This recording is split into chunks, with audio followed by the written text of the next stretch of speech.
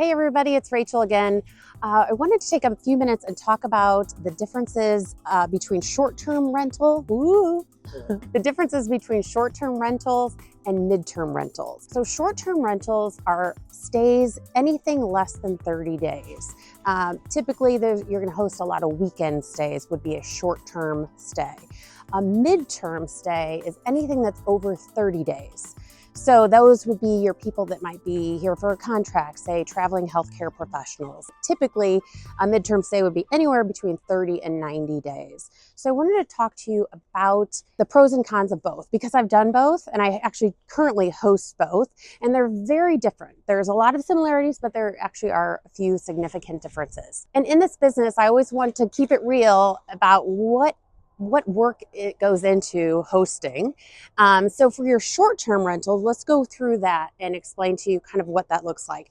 Big picture, a short-term rental is going to be more work than a midterm rental, because a short-term rental, you're going to be turning your unit over pretty much every week, sometimes a couple times a week. With a midterm rental, you're getting the unit totally prepped for that long-term guest, and then they're staying for 30, 60, 90 days, potentially more. So that will only require that one flip or cleaning, readying of the unit for check-in, and then you're kind of putting it on autopilot until that guest checks out. Now on the back end, you're probably going to have a little more deep cleaning to do than you would on a regular flip for someone who stayed, say, 2 to 3 nights. So there is a big difference there between the short term and the midterm rental in terms of the work involved.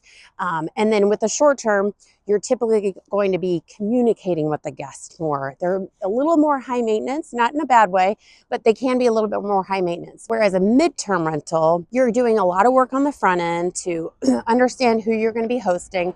You're giving them all the house rules. You're usually meeting them at the property to get them checked in, lay of the land, and then they're set. They're going to get into their work mode, and you're probably not going to hear from them very much. So then the other difference that can be pretty big between a short-term and midterm model is the finances. So your hard costs are going to be typically the same, right?